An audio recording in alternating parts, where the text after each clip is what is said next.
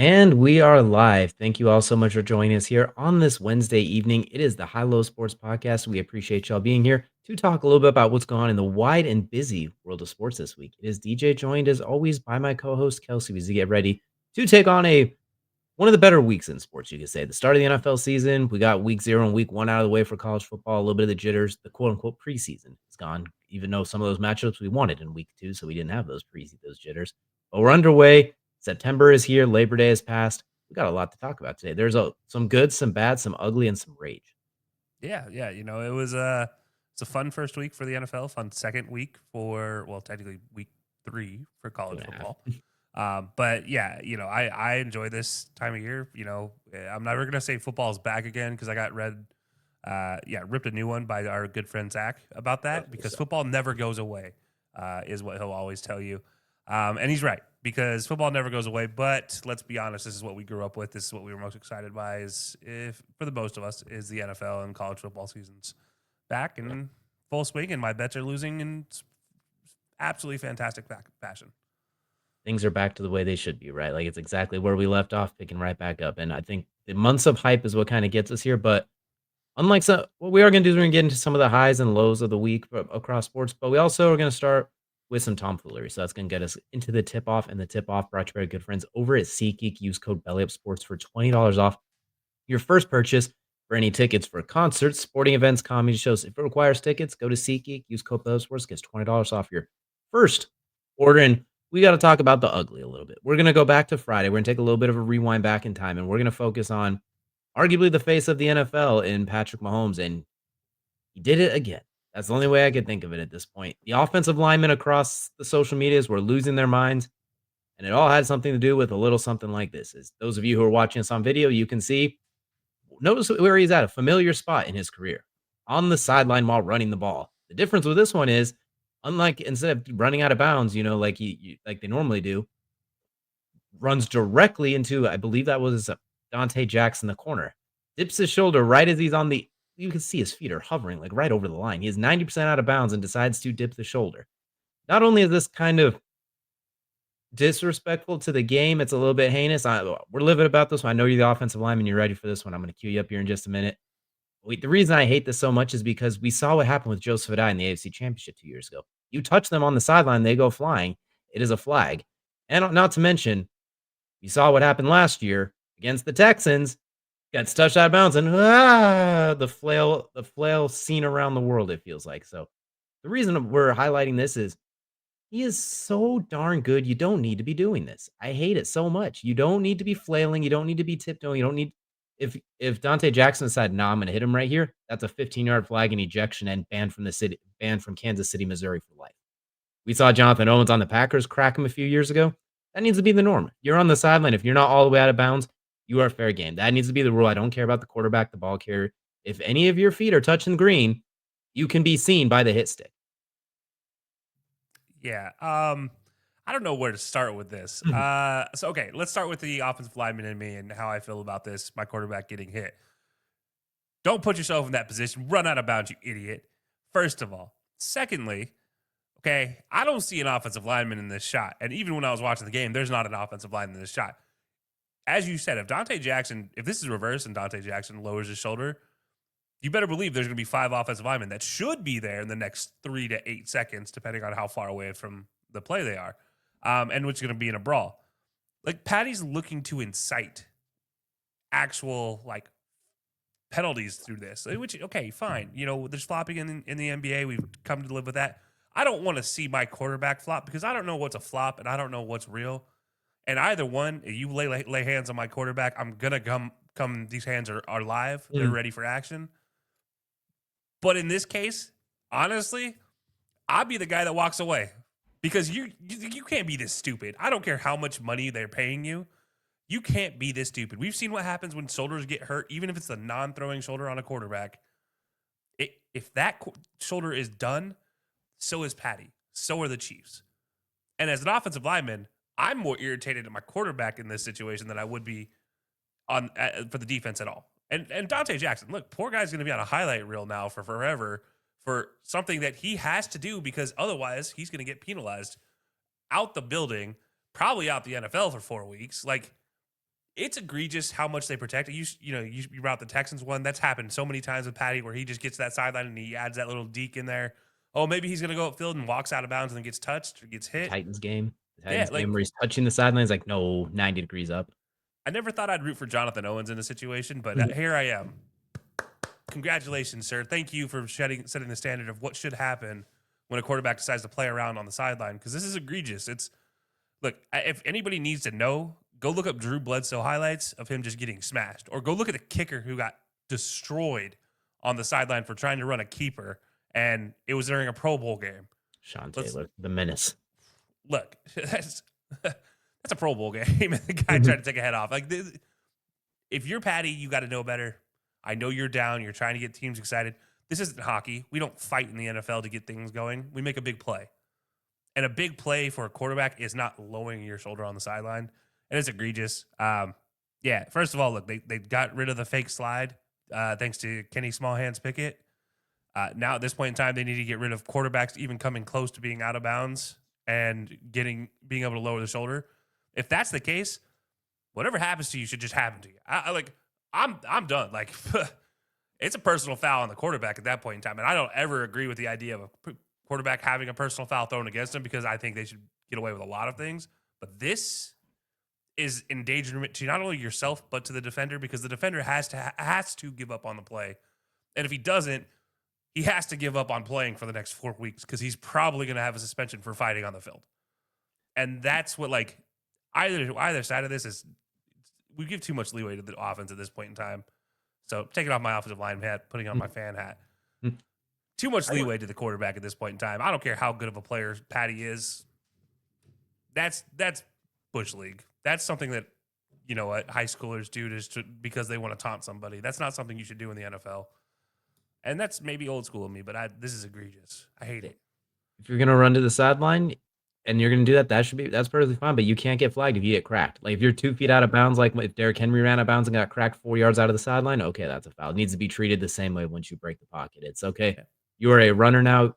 Just because you get your dilly dally on the sideline, if you get cracked, you get cracked. Like get all the way out. Don't get. It's like the sliding really close when you're about to get hit, where Mac Jones perpetually kick people in the you know what's. Or last year, when Trevor Lawrence got his head taken off by Azeez Al-Shaair. You slide too late, you have to face the consequences in the same case. He wants to lower his shoulder and run over defenders. I'm all for it because it's fun. But you can't bend it to the point where you get like he's done on the goal line. He's destroyed people on the goal line, and it's great. It's like heck absolutely. yeah, go get him. This go situation, get him on the goal line. Go get him in for a first down. That out of bounds line though is a different conversation because you cannot touch a quarterback in the NFL. Exactly. That's bending the rules that you're already so darn good without it that this is why people hate the Chiefs. I think you're already so good without it. You don't need to be pulling the shenanigans in. I get it. Either way, hopefully Dante Jackson knows because he made some plays. He almost had a house call in that game too, if I remember too. So like, he's probably just all I smell is W's. It's okay. But if I'm defenders in the future, and if I'm coaching them, like, nah, you don't have to take that. We'll deal with the 15. We will handle this. You go if they're gonna dilly dally, you make them daddle. Look, there are some penalties coaches will tell you they are okay with because they are hustle penalties. They are playing the game the right way. I'm going to add this one into my penalty playbook of like, all right. And that's you go smash a quarterback if he wants to play around on the sideline. You don't tiptoe on the sideline. You get out of bounds. Every veteran will always tell you the same thing.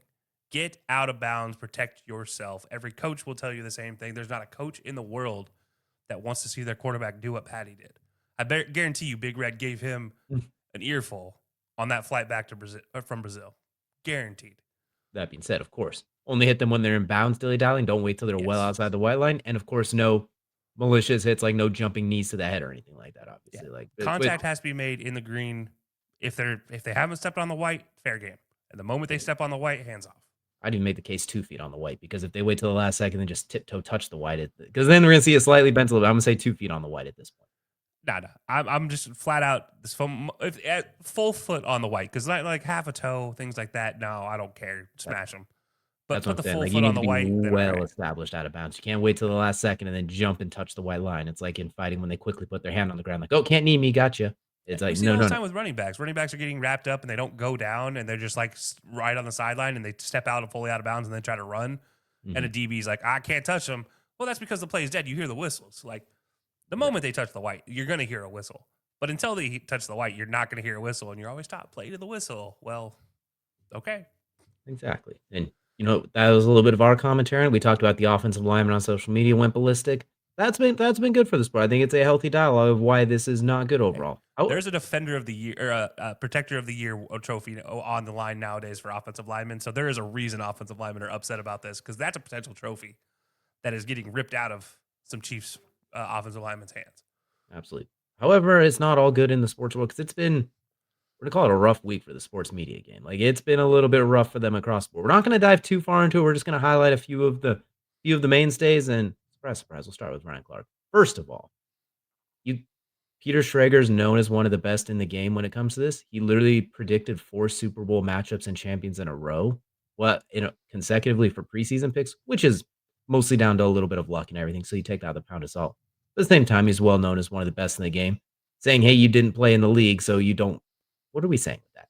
Because you don't play in the league, you don't understand the game. I never played offensive line because I was never 275 plus pounds, but I can recognize a kick step. I can recognize a slow, and I can recognize bad hand placement. You can recognize the game without being a former player. I think that's pretty well established. If you're a former player, you should be able to provide unique insights into a locker room, to a coaching meeting, to what film breakdowns are. Belittling someone else because he said CeeDee Lamb had a better performance than A.J. Brown, when statistically, numerically, that is very well proven. I know A.J. Brown made the closing reception that got them in position to win the game. I can't believe I actually have to say this, but what are we doing? And especially when you have the tendency of, for a lack of better words, always having to apologize, including, and by the way, this is something back in you and I's day, we call this trying to be slick. You see right here, you look at those timestamps, 36, 30, 28, 23. He threw in the apology, but he tried to be slick. We did this when we were kids too. If we had to say so, we had something to say to our parents, we'd say something, quickly throw in the bad news, and then surround like, got an F on my report card. But by the way, I had a really good day at school. Tried to be slick in there, dropping in the apology, then quickly going right to game tweets as well. That we call that being slick, and we know all about that.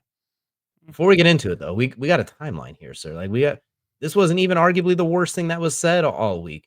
Now we're talking into now we're going to start talking about some other things as well, such as, let's see, I had to say, Patrick Mahomes is a generation. I don't think Tom Brady, Drew Brees, and Peyton Manning are generational talents. The problem with this is, if you want to say, oh, they're just not super fast or super strong or super athletic, that's fine. But then you followed up by saying, but I believe Andrew Luck became a generational talent. How do you become could have become a generational talent, was what he said. Could have become. He said did become a generational talent. Like you transformed into a generational talent. But so now now we're saying you can't be generational talents when you're talking about 3 of the 7 best quarterbacks ever. Like, what are we doing? If you're saying that they're just not combine warriors, that's one thing. But then you're using it to I digress, but this is a little bit embarrassing on my part when you go in this well. And we're gonna round it out with one last thing. We're gonna go to college football a little bit, just because I know this one's gonna hit you right in the SEC heart. For those of you who can't fully read all this because it's a mess, we're gonna zoom into right here, right where we look straight across. Florida, coming off a very painful loss to an unranked team, going up 2 spots in the rankings on this particular poll. So, yeah, Kelsey, it was a pretty bad week for sports media across the board, I'd say. Not the worst week, surprisingly, but there were some holes in their game, if you will. Yeah, look, first of all, the AP poll is the biggest scam in the world. You telling me that a golf writer should be voting in the AP poll for college football, I'm going to call you a bold-faced liar. When you tell me that a business writer should be should be picking teams in the AP poll, I'm going to also call a problem here. Football writers should rank the football polls. That's what the AP should be there for. Associated Press, it should be sports related. It should be football journalist for college football. That should be it, period. I'm going to start there. Now, Ryan Clark, sir, I have respected your playing career, but my God, this year, what are you on? What are you thinking going after a man's wife, going after one of the most well-respected sports analysts, saying that just because they played means they don't understand the game? Sir, I will raise you 85% of NFL coaches. 85% of NFL coaches are not former players. They have never played beyond the high school level. One of the greatest coaches in our game never played beyond the high school level. Or he played D3 college football. all the GMs that haven't played, look at Sam Presti in the NBA. Like, he has not I, laced up shoes in a long time, but he still I knows it. and I'm just talking football. If we go into every Exactly. other sport, oh my gosh, the amount of players that didn't make it beyond D3, and you're gonna doubt somebody because they didn't play in the NFL. Do you know the number of percentage of people that play in the NFL who started playing in high school? It's less than 3% play in the NFL if they've played through high school. Less than 3%. You have 450 players in the NFL every year. That's it. That's it. That is the creme de la creme. Doesn't mean a good NFL player is going to be a good coach or a good analyst. Michael How Jordan. many times have we talked about concussions messing up somebody's brain?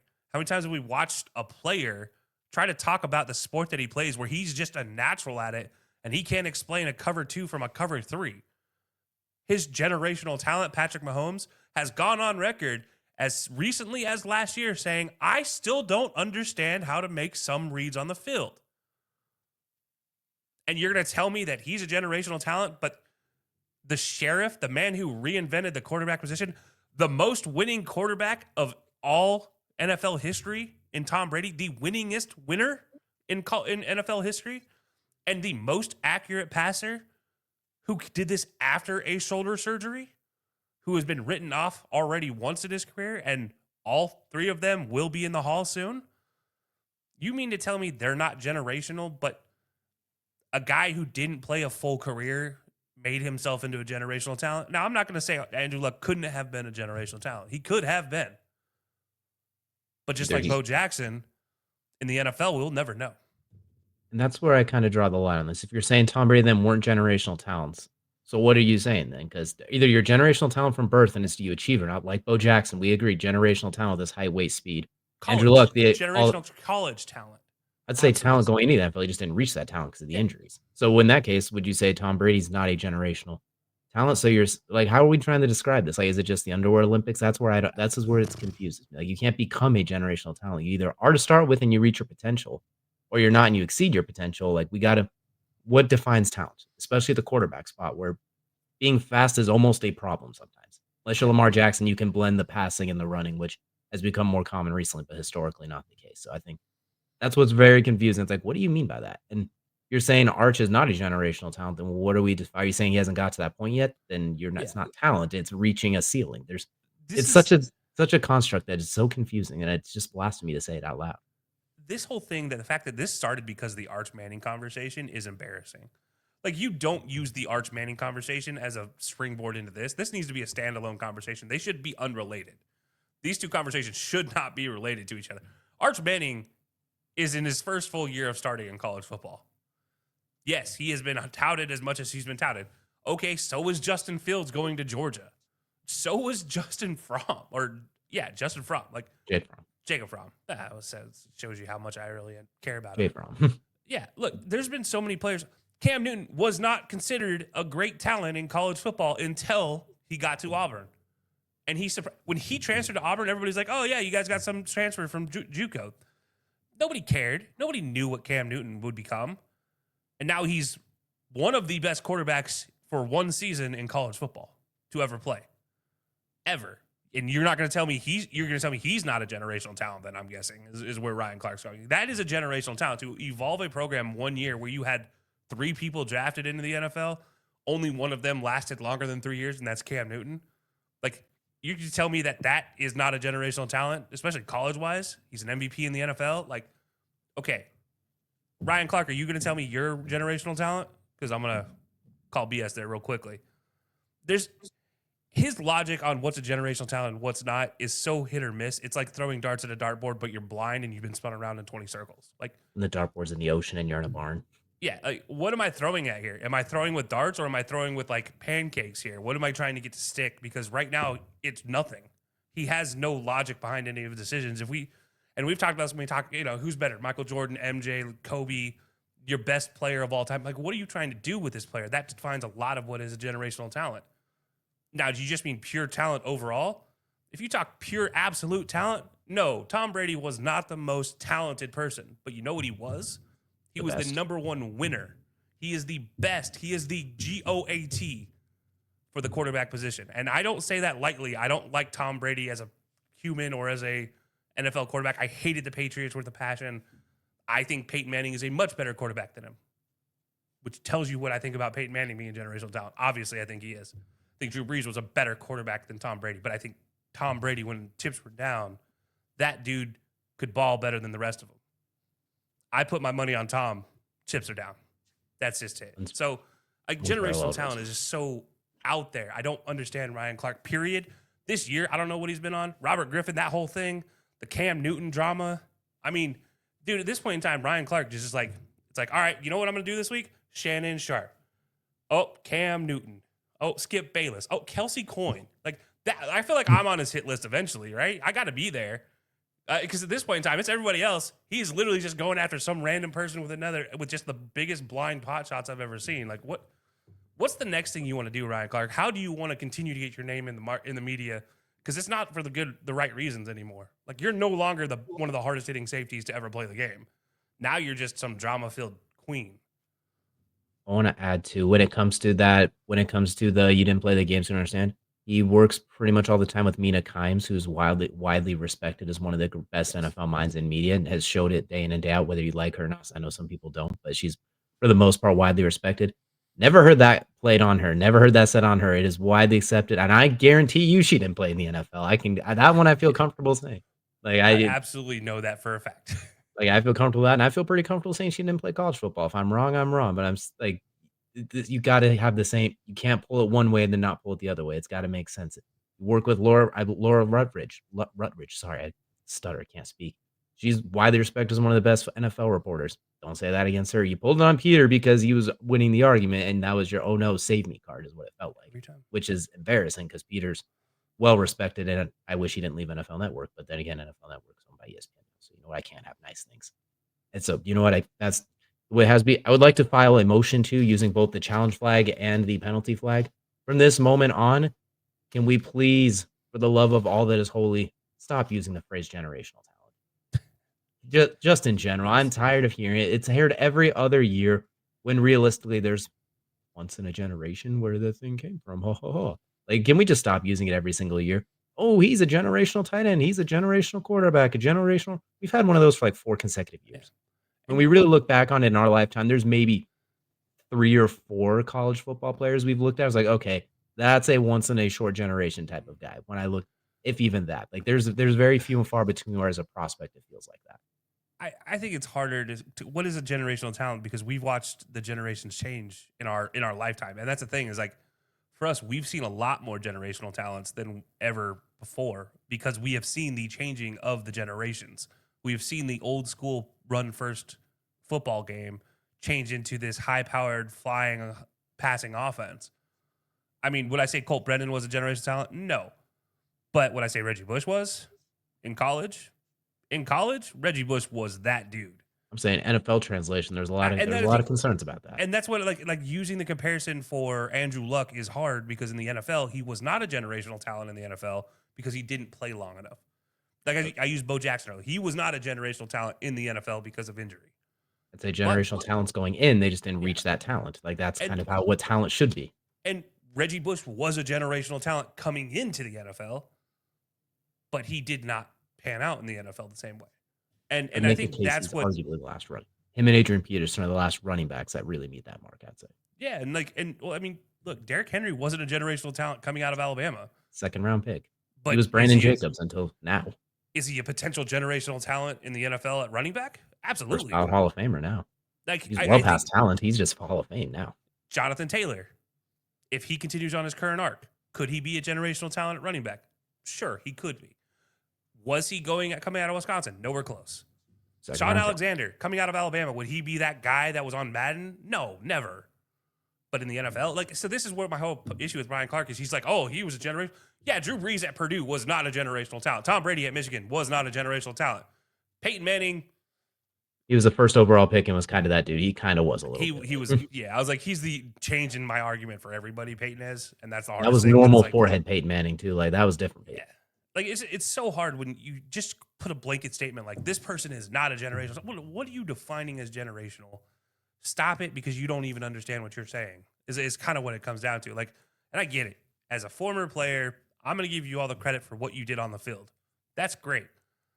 But I'm not going to ask you to explain X's and O's when you played for a team that didn't really care too much about the X's and O's for your safeties. You never did. So I'm I not don't going to mind ask you to break that down as much as I would ask you to talk about what it feels like to crush somebody on the field. if we want to just talk like the X's and O's, let's hear it. But I don't want to hear tomfoolery. Like, tell me what the defense, why they rolled here, why the safety came down here, why they took the seam with the dig route, why they decided, why they traced, like why in this cover 4 instead of fading to the corner flat, you decide to carry the seam. Is it something you can tell me that? That's great. But I know that we're a small minority of sports fans that actually want to hear that. The rest of us just want to hear this guy good, this guy bad. Yeah. That's the case. Don't spew tomfoolery where it's like you need to. And if we're going to say generational talent every single year, you can't change the goalposts because you can't become a generational talent. Either you are and you don't hit your ceiling, or you aren't and you hit it. All right, Tom Brady's not a generational talent. We saw his combine thing. Yeah. Okay, that's fine. But then you can't say somebody else can become a generational talent. If being a generational talent means you are Anthony Richardson, basically, where you're the underwear Olympics king, but who cares at that point? Like, that's why it's just like, what are we? I still make the motion we banish that phrase from sports commentary moving forward, especially for anybody under the age of 22. Yeah, I agree with that. I also will say this. Let's stop comparing generations. Those go Oh, hand in hand. we can't do that now. Like, that's just We not allowed. Like, we can do one or the other. stop comparing different positions. Like That we can do. I despise this with a passion when you start comparing somebody from the 1960s to somebody from today. It's like the argument for basketball is Bill Russell one of the greatest players in NBA history because of all the rings. No, but yes. Like winners Best of his sure. era. We should just break it all down by eras. Best of their era. That's where, like, okay, you talk generational talent. Maybe you said the wrong word. Maybe you didn't mean generational talent. Maybe you mean one of the best players of their era. But then again, if you use those three guys as an example, tell me who was a better example of a generational talent in that generation, because I can't think of three better quarterbacks.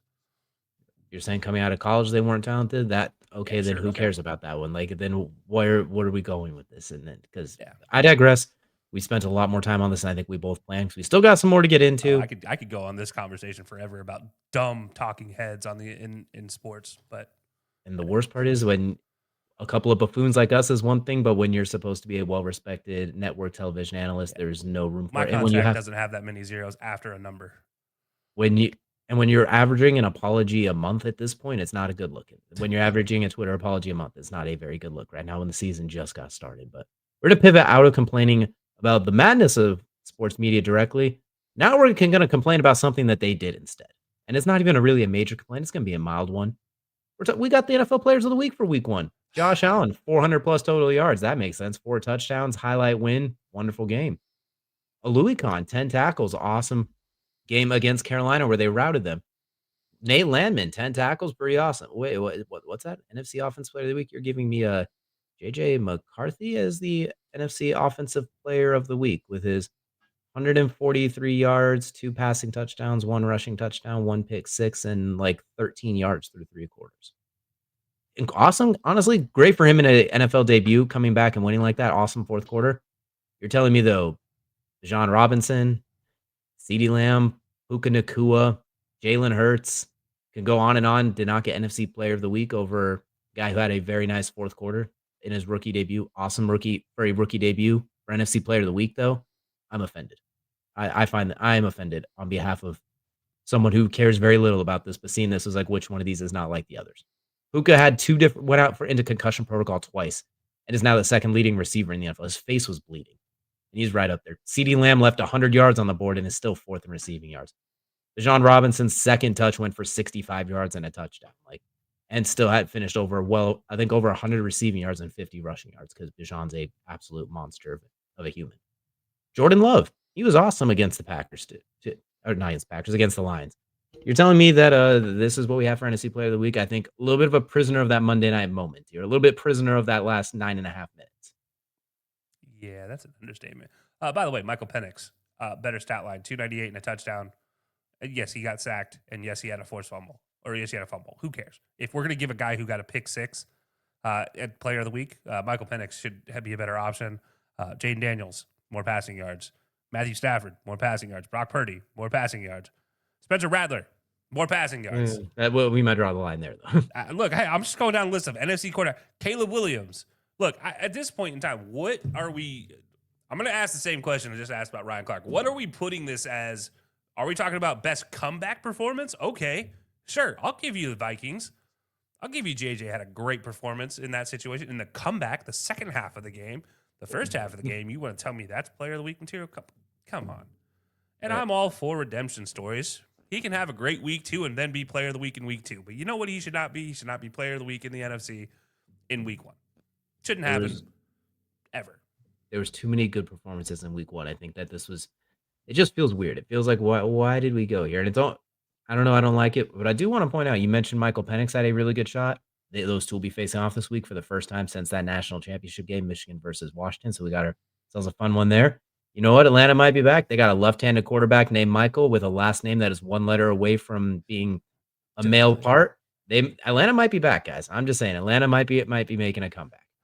Yeah. By the way, whoever tweeted that out and said they're both dual threats, let me just say Michael Penix will not be a dual threat in the NFL. I'm sorry to break that to whoever. He's a fishing. He's a Tom Brady getting out of the pocket, but he's not a. He ran a 4.5. I'll give him a little bit more than that. He's not a very. He's like the Andrew Luck runner. He's like the Andrew Luck runner. It's like, okay, he's fast and it works in some cases, but it's like, okay, we're not comparing him to Cam Newton. If I'm asking somebody to scramble for a first down, I'm not asking Michael Penix. I'll ask Baker Mayfield, who ran slower 40 time, but he is an athletic runner. Michael Penix is not an athletic runner. He's also been injured a lot while running. That's why I don't want him running. That's more of why I don't want him running as well. I was like, let's not do that, please. Exactly. I like him sitting in the pocket and slinging darts. I think that's going to be a fun matchup. But we're going to end this first tip-off on some really good news really quick. Oh, the NBA might be back finally. They finally might have made a rule change that we can accept at this point. They will be bringing back the heaves. As we can see, they will implement a new rule change. Unsuccessful end of the period heaves will now be recorded as missed field goal attempt for the team, not the player. So the stat mongers that don't want to worry about their field goal percentage taking a hit, no more excuses. We need to see the Nikola Jokic heaves with 2, 1, 85 feet away. Don't care. Throw that hook shot. Throw that generational talent Tom Brady pass and try and make it. Whatever it takes, we need to see some end of the quarter, end of the half heaves again. And it looks like we're going to get it. Every fantasy basketball player just got excited because now it's like, oh, great, I don't have to lose because my guy continues to throw up shots at the end of a quarter. And it's, it's like I don't care about this stat. I never thought it should count anyways. I don't care if it did count. If you're so worried about 4 possible shots per game, first of all, why are you the one carrying the ball up the court with 5 seconds or less and you're not a point guard? I'm just assuming you're not a point guard because I feel like we're about to see a ton of highlights of centers and power forwards throwing the ball from 92 feet away, because that's where we're getting to. Like, I feel like there's going to be a Greg Oster tag on every roster now, who's just his only job is to get the rebound and to throw it up from 90 feet away. That 87-yard to Neil Gafford hook shot's going to hit like crack. I can't wait. It's going to be fun as some of them are going to go in and it's going to be ridiculous. We see them practicing in pregame, like shooting those wild half-court shots, those mid-court shots from the tunnel. Now we get to see it in game, and when they go in, it's going to be electric. Yeah, look, I'm more excited to see the matchup of bad misses going forward, of like somebody getting hit in the stands, a cameraman having the ball land right on the camera, because that's going to happen at some point in time. Somebody's not going to be paying attention. Their drink's going to get knocked over. I'm excited to see the matchup of like, oh no moments when this happens at the end of the year, because you're going to get a ton more, so you're going to have a greater opportunity to get some hilarious moments. Either way, cinema. It's going to be, and I cannot wait for it. I think it's going to be great. Let us know down in the comments if you all are looking forward to this. Am I overreacting, or what do we think about it? But that's going to do it here for the tip-off, which is now going to take us into the main event. And for the main event, we are finally getting into it. We are talking about all things that happened from week 1/week 2.5 of NFL and college football. We're going through the highs and the lows. We're going to talk about the good, the bad, and the ugly a little bit. I'll go ahead and rip the Band-Aid off with the very first high I'm going to point out. I'm gonna go with the low-hanging fruit. We're gonna go with the Chargers on the first one. You finally beat Kansas City. You go into Brazil. Not only do you beat them in a bit of a mini kind of shootout game as well, where Justin Herbert and Patrick Mahomes are going back and forth. Patrick looked like he's gonna mount a comeback. Marion Hampton mistake at the end of the half cost you points. You made a mistake, and normally that's what the Chiefs do. As soon as you make a mistake, they make you regret it, and they suddenly win the game, even though they're dead in the water. You overcame that. The Chiefs. Patrick's 4th down heave, which was why he's so dang awesome. And I hate the sideline tomfoolery. On 4th down, when he threw it parallel to the ground, it's 40 yards right into the bucket to Hollywood Brown. It looked like it was going to happen again. You found a way to overcome it. Justin Herbert, there's something about when really good quarterbacks start dating a superstar baddie, they seem to hit another level. We saw it with Tom Brady. We saw it with Tony Romo. We've seen it with Josh Allen. Now I think we're seeing it with Justin Herbert. It's going to just keep going on and on. I feel I'm going to give the Chargers a nod because they made all the right plays to win, and they opened up the offense in a way that I was worried they wouldn't be able to. I know, like Kaepernick in year 2 with Harbaugh, they opened it up a lot more passing wise. So I'm kind of hoping we see that more with Herbert this year. Greg Roman's able to build around that. They got Johnston, Trey Harris will get in the mix. Ladd McConkey's awesome. Open up that run game for the pass because I think Joe Alton, Trey Pipkins, I think they could hold up passing wise. That's still a good tackle duo. It's not nearly as good as Rashawn Slater and Joe Alt, but I do think you can use a lot of pass to set up the run this year. And I'm excited to see it. So we're gonna give the Chargers the Knox. That's a big way to start out leading the division, and then you got a Monday night game against the Raiders. If you win that game, you're in a very strong spot in the AFC West out of the game. Yeah, that's fair. I was gonna say Herbert in Brazil, but I'm not gonna go with that with my high because you touched on that. So I'm gonna change mine up. I'm gonna say Buffalo in their comeback. I think that's my number one high. I think Josh Allen showing what he can do at a tied performance. We just showed his stats for Player of the Week. Absolutely outstanding. If you guys missed that segment, just rewind it a little bit. Absolutely fantastic. The comeback is fantastic. Also proving that Buffalo fans should be more faithful than they act and actually stay in the stands. I believe 5,000 fans were trying to get their way back in the stadium. They had left too early, at least 5,000. I love Josh's comments afterwards of, hey, have a little bit of faith in us. Last season in high mark, and, well, they're going to try to leave it on a high mark. And I think that's a fantastic part. It's one of the best games I think I've seen in recent memory for a season opener, but also just in regular season in general. It's hard to have a matchup that lives up to every potential billing, and this one lived up and went beyond the billing, and I think that was probably the best part of it for me. And what Buffalo was able to do was just outstanding. And Keon Coleman, ladies and gentlemen, Keon Coleman, he's here. Just until it gets cold, and then he needs a puffy jacket. We'll get there. But he's the kind of what they need, winning those contested catches on occasion, just attacking the ball while Khalil Shakir does a lot of the underneath stuff, the yards after the catch. I think he's going to really open it up for them as they keep going. You would think from the 2013 finals when the Ray Allen game, all the Miami Heat fans left like, oh, what are we need to come back? Did we not learn anything? I know it's been 12 years, but I guess it's just our annual dozen-year reminder.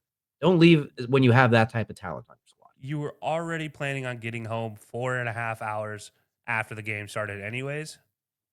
Might as well stay because you're at least going to have fun on that hour and a half ride home out of the parking lot.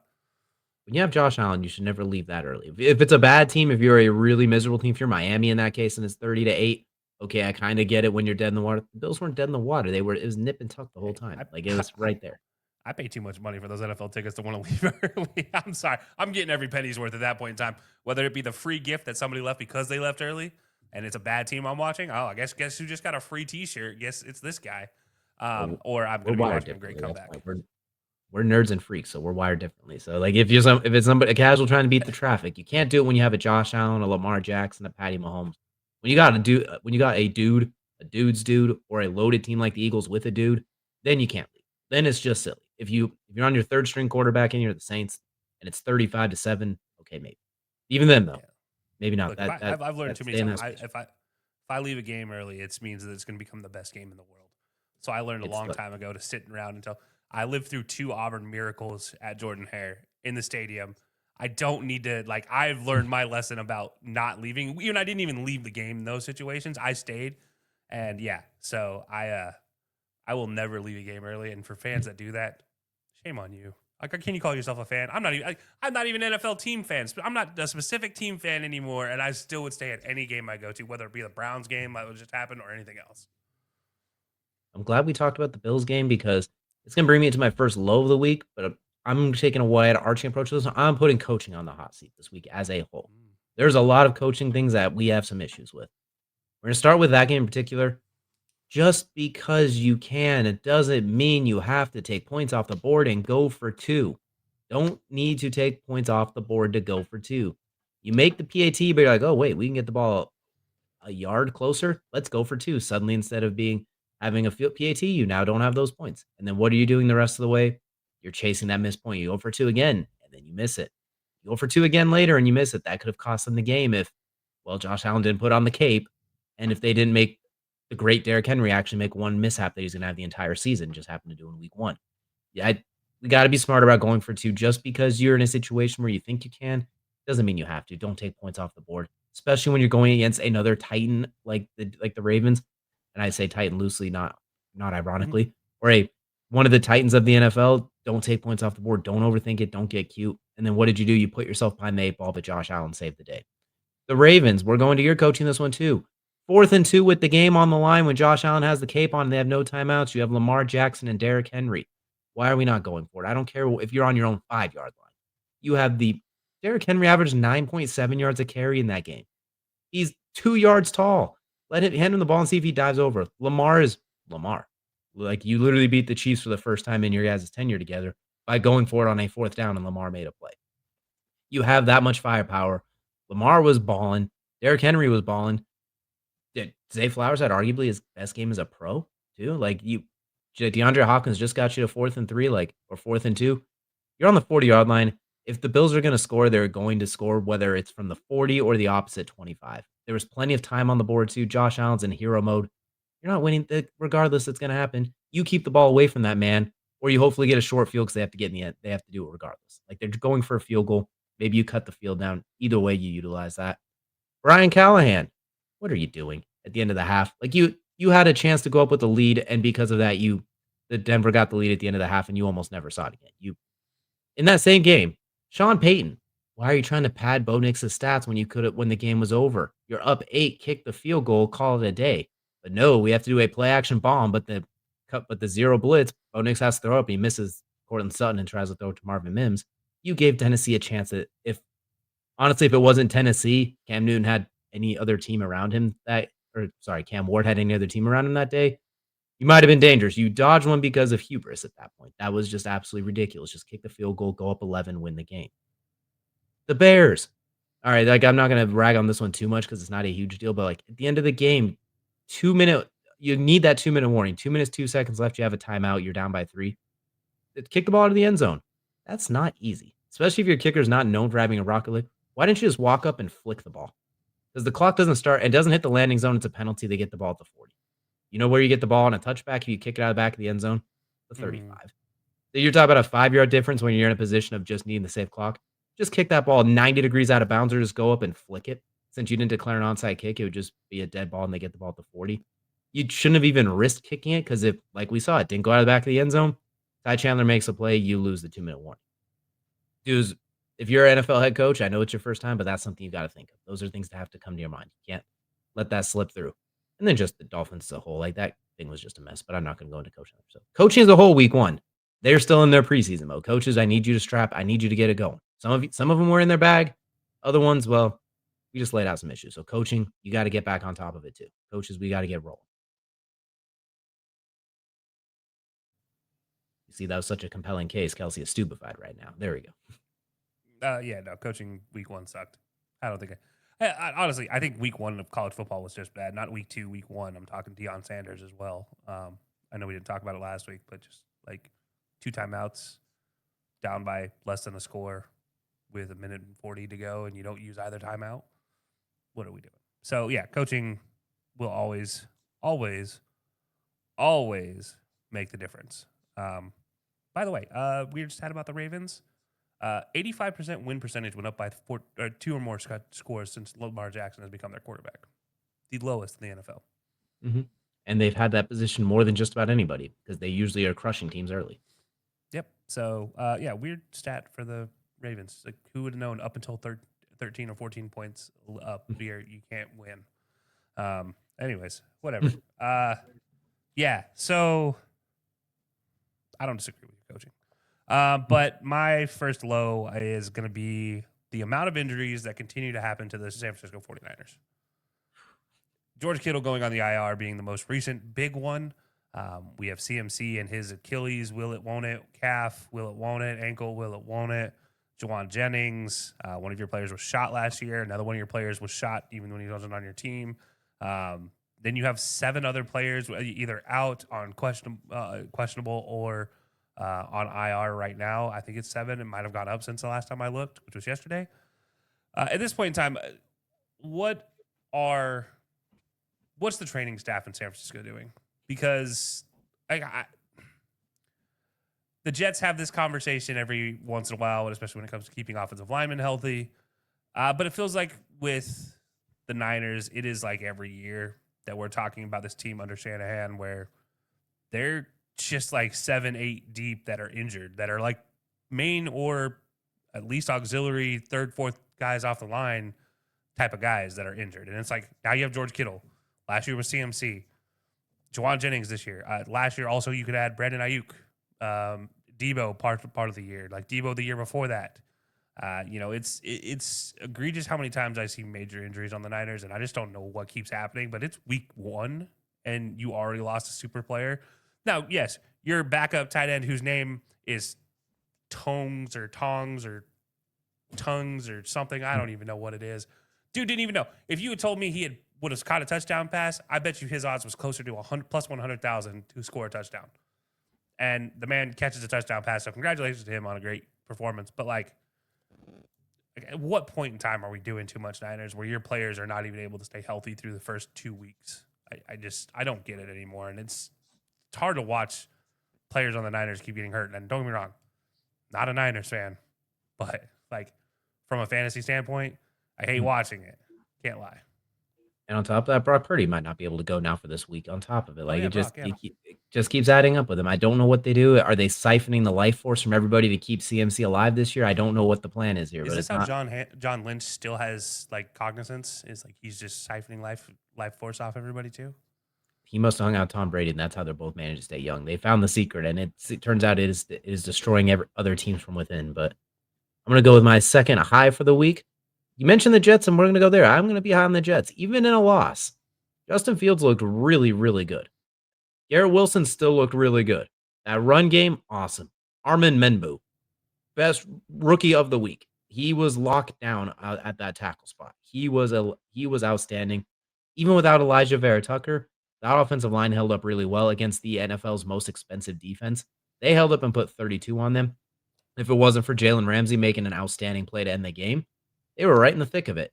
So we're going to give a shout out to the Jets. Even defensively, the back end was a little bit. I didn't love how the back end played. I did like the pass rush. They were getting after Aaron Rodgers. No one expected Aaron Rodgers to turn back the clock and be dealing, even despite the pressure.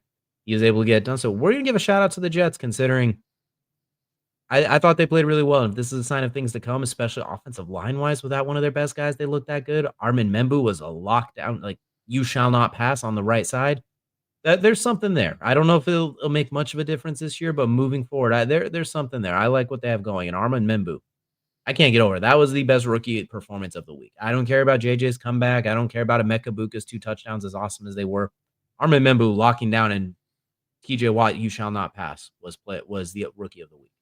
Yeah, early draft still of the year from this last draft easily. So yeah, I like what the Jets did. I know they lost, but I still like what the Jets did. At the end of the day, look, that team outperformed anybody's expectations. Exactly. So, no, I like that. My high is actually a guy who outperformed every expectation, and he went on to destroy the Dolphins, 33-8, and that is Daniel Jones.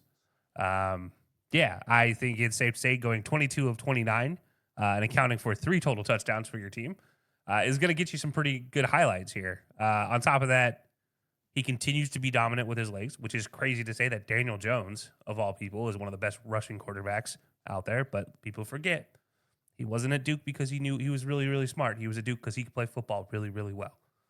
But no, he's seems to have figured it out. Maybe Shane Steichen figured him out. I'm not sure. There's a reason he has the captaincy this year, and he's starting even though AR was healthy.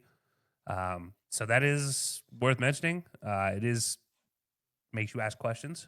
He looks good with his receiving core. Tyler Warren looked great. Jonathan Taylor looked good. Michael Pittman looked great. Alec Pierce had moments. Go down the list of guys that had moments. Josh Downs had a moment, or not Josh Downs. Highest graded offensive line of the week. Yeah, like this team overall looked really good, and Daniel Jones was at the point for that offensively. Yes, it was against the Dolphins, but hey, I have high expectations for the Dolphins if they're healthy. So I'd say that's worth something when Daniel Jones does what he does. That was probably the best game Daniel Jones has played since high school. Even looking back at Duke, there's not a single game that I can see that matches that. We already know, looking back with the Giants career, there's nothing that quite matches that for the most part. So efficient, so explosive, made every single play. if the bottom is falling out on the Dolphins, that's one thing. We're gonna learn a lot this week when they play Denver. If he pulls off that Indiana Jones stuff again and gets it going in those whiteout uniforms in a whiteout stadium, we know Tyler Warren knows how to play in a whiteout. So that's gonna be interesting. You know what? They might be dragging me back in there. I don't like it. It's too early in the season to be dragging me back in. But if you're gonna break out a whiteout and they're gonna go and take care of Denver, I might be in trouble here. But I liked it. He doesn't get much better than that. Maybe all he needed his whole career was a Tyler Warren. Maybe that's all he was missing this whole time. Who knows? Tyler Warren answers all problems. I mean, he was playing fullback at one point in time in the game. Got to carry for 3 yards on top of it. Like it's a matter of time. I like it. I like what the Colts are doing right now. Absolutely. Well, that's going to be a fun game for this week. It might be on DJ's best bets. We'll wait and see. And most importantly, they broke the streak. 12 years and counting without a week 1 win, and Daniel Jones is the one to break the streak. You've had Andrew Luck in that time. You had Phillip Rivers, Carson Wentz, Anthony Richardson, Matt Ryan, all of these young, talented guys and high-ranking guys on all-time stats, and it was Indiana Jones who broke the streak. Which is either the Colts are dangerous or holy cow, Miami, the bottom is falling out, and the Mike McDaniel being fired before October is on the board. But we'll wait. It's still week 1, so I won't overreact there. But the final low I will have is going to stay in the exact same game, and I'm going right to Miami where, what are you doing? Like, that looked like the entire bottom fell out. Like, even I know Indiana Jones played well, but there was literally zero resistance whatsoever. Tua's throwing defense interceptions to guys wearing number 90, 97 to be exact. Like, what are we doing here? Defensively, there was zero resistance whatsoever. They had Devon Achane trying to block DeForest Buckner at one point. The guy, schematically, it's a mess. Tyreek Hill on the sideline clearly doesn't care. Like, he might end up, I don't even think he's going to have as many catches as he's definitely not going to have as many touchdowns as he has kids this year. If things continue at this rate, that was terrible. Jalen Waddle, I'm sorry, sir, you need to get out of there because they have progressively used you less and less since your rookie year. Jalen Waddle, demand a trade somewhere else. You don't deserve this. A-Chain's great, but like I said, he's 5'7", $175. I don't need him blocking a defensive tackle. They invested a lot in the offensive and defensive lines. Where are they at, though? Did not see that much of it. Secondary-wise, they clearly had no corners, and we saw that. Like, it was everywhere you wanted to go with the ball. It feels like the bottom fell out when we did our predictions. I had them at the bottom of the division, and I figured it'd flame out as the season went along. I didn't think we'd be talking about this on September 10th. I did not feel like this September 10th was the end of the Dolphins season. Maybe I'm wrong. Maybe it's a week 1 thing, but there was just no resistance in that game. Like, there's losing bad. Like when Buffalo lost to the Ravens last year, it's like, all right, the Ravens just kind of punched them in the face and got out in front of them quickly. Not much you could do. This felt like they just didn't even have a horse in the race. Felt like it was a horse's race and they were chilling in the Fisher Price Fred Flintstones mobile trying to yabba dabba do, but they were in the mud. A little bit too visual there. You got a good mental image of Mike McDaniel trying to get that thing going. Yeah, he's definitely the Barney in that situation. I don't think he's a Fred Flintstone. He's not big enough to be Fred. Probably more of a Barney. Honestly, he's probably more of a Bam Bam. But yeah, no, I just can't get that image out of my head now. Like, thanks for that. And they're in a dome too, so you can't even use the cold weather excuse or anything like that either. Like, you're in a dome in perfectly controlled temperatures. Yeah. No, that was. I mean, look, I said I have a lot of hope if they're healthy for the Dolphins. Not if they play like they did last week. At that point, they might want to be unhealthy. Yeah. Well, speaking of teams, players who have a lot of hope around them, my low is none other than Spitgate and Jalen Carter. But specifically, I just want to talk about the Spitgate more than anything else. Like, Dak Prescott, what are you doing? You are, again, the same things I said about Patty in our open. You are the quarterback of America's team. You do not spit at somebody. Yes, you did not spit on him, but you spit at him and in an intention to get a moment of weakness from your opponent. Yes, Jalen Carter bit hard and spit right in your throat. Literally, like right on your throat. It was really gross. Disgusting how many times I've seen that replay. But, first of all, you're the quarterback. You're supposed to do better. Yeah, talk your smack. That's fine. Don't spit at a person. That's what offensive linemen do. Offensive linemen are your goons. Let them be gross on purpose. Exactly. Look, just let them be the goons. Jalen Carter's prepared for that. He can't do anything. Again, quarterbacks are babies in the NFL. Can't do anything back. Now, Jalen Carter. Let's talk about this, sir. You knew what he's doing. He's a Cowboy. You are an Eagle. You guys hate each other. Facts. Out the door. Those are indisputable. He is a quarterback. You are a defensive lineman. You also are considered, quote unquote, bad attitude of a player. Whether you are or not, that's for you to decide and your mother to know. I don't care. But that's the perception around you. Dak Prescott is not looked at that way. So if there's a spitting moment, guess who's going to be looked at as the bad guy? That's right, the dirty, gross defensive lineman. That's who always gets penalized. It's always the defense, always the defensive lineman as well. If it was the other way around and it was a corner and an offensive lineman, it would be the offensive lineman that gets penalized. The fat guys are the ones getting penalized. So not only did you bite, but you did so in the fashion that the ref was walking towards you because he saw you guys getting close. The ref was less than 3 feet away from you, and you still spit on the man. What are we doing? What are we doing, Jalen? You are supposed to be better. You are supposed to be the linchpin for this defense. Thank God for you that the Eagles ended up pulling this one out. But, like, really? This is how we're going to start the season before you even play it down? What are we doing, Jalen? There's also one other thing I kind of want to point out about that because, like, you're right. Like, Dak, I don't need you spitting at him. Jalen, I don't need you taking the bait. We're going to take just a look at this really quickly. This is where they are kind of after the flag has already been thrown. Look how far back everybody else was. Jalen, how close were you that spit should have even been that Dak spitting over your shit? You should not have been that close in the first place because the spitting took place right around here, which means he was walking around up here. It's like he was trying to, when they try in NBA, when they try and walk right by the huddle, walk through the middle of it during timeout. Yeah. Jalen, what were you doing that close to their huddle anyway? Jalen was 4 yards on the wrong side of the ball. Your teammate's dying on the field over there. Your teammate's season just ended like 10 feet away from you. Go give him a dap or something. Don't be walking by their huddle to where an errant spit could cause tomfoolery. Yeah, and look, I don't care what Dak says. You got to be smarter than that. Dak could have said the most offensive, gross stuff in the world. You don't react that way in that situation. Like, as an NFL player, you can't react that. And I will say this, I have been the first person to go and say my hands are ready for action if my quarterback gets touched. I understand. I would be that guy that gets frustrated by that. I'd be the guy that wants to react. But you are getting paid millions and millions of dollars to be on the field destroying quarterbacks. You can literally get your revenge legally in one play. Your job is to destroy him. Like, stop thinking you need to react outside of the whistles. React in the whistles legally within the play. And Ndamukong Suh did this really, really well. And yes, he did get caught a couple times. But during the play, that was one of the dirtiest, clean players you've ever seen during a play. Now, after the play, I'm going to leave that alone. But during the play, he did everything you could possibly do to be the most messed up defensive tackle in the NFL's history. But it was all technically legal for the most part. Just J.J. Watt, let's be honest, he looks like a poster boy. He was not a poster boy. That dude is just as bad, too. Like, use it between the whistles. Don't do it outside of the whistles. And that's my rant for Spitgate. But that was my low of all lows this week. I think that was just the low. Like, that was the low for humankind, period, as well. So the fact that we have Spitgate before a single play was actually performed, and we had an injury. Your teammate's broken right just 2 feet away. Your fullback, which we lauded a team having a fullback, and he's already gone for the year, and you're going off and spitting, literally. Like, you got to be spitting kidding me. You couldn't even be on your side of the ball when you did it either.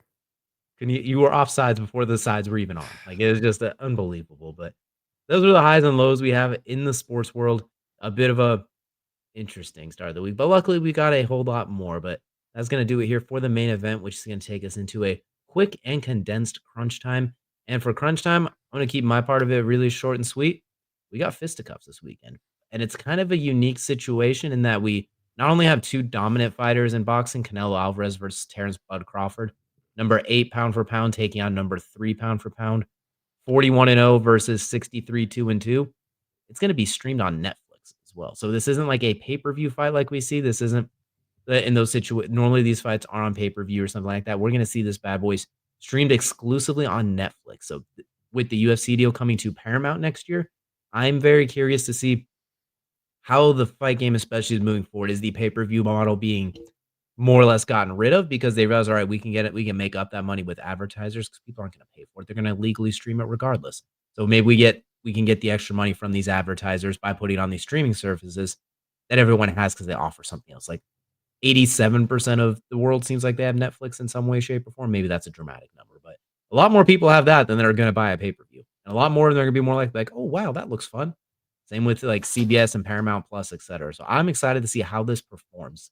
As seeing you have two of the best fighters of the modern era going head to head on Netflix. And it's not a gimmick either. It's actually real fighting. It's not weird. It's not a weird exhibition or anything. It's actual legit fighting. So I'm excited to see it. Yeah, it'll be fun to see. I'm glad that was we got yours out of the way first for crunch time. Because I have a little more morbid conversation to have for my crunch time. Oh boy. Look, today, if for those that don't know, is World Suicide Prevention Day. World Health Organization labels September 10th as the World Suicide Prevention Day. September is Suicide Prevention Month, and I just look. If you guys have heard us talk about this before, mental health, suicide prevention, it is prevalent not just in the sports world but in the world in general. Over 720,000 people each year die by suicide, and the goal is to change the narrative around suicide. That's the goal of the World Health Organization this year. And I just want to throw out there that if somebody you know, somebody you love, you have a question about them, you haven't talked to them in a while, reach out. You're not alone in this situation. There's a lot going on in this world. Everybody has their own battles to get through. Reach out to somebody. Be the one that just reaches out and says, hey, how you doing? Are you doing okay? Just be there for somebody at this point in time. And, I don't want to end something so morbid, but it is something that changes lives. One person has a ripple effect everywhere in the world. And that person needs to be in the world to have that ripple effect. Without them, it is even worse. So please, somebody you haven't talked to, somebody you're worried about, reach out, tell them you love them, let them know you're there for them. If you guys do need help, if you need somebody who needs help, 988 is available. Just call 988 on your cell phone, text 988. You can go to their helpline as well, 24/7, anytime you need it. Absolutely. I think everyone would rather offer a shoulder to cry on than have to carry it, than be a pole carrier. So there's always somewhere to help. You always never be afraid to reach out. But we do appreciate y'all so much for joining us here on this episode of the High Low Sports Podcast. It is great to once talk about everything in the world of sports with you. And always be sure to check in on your loved ones and those that you maybe haven't heard about for a while and everything as well. We appreciate y'all for joining us, and we'll see you all again next time.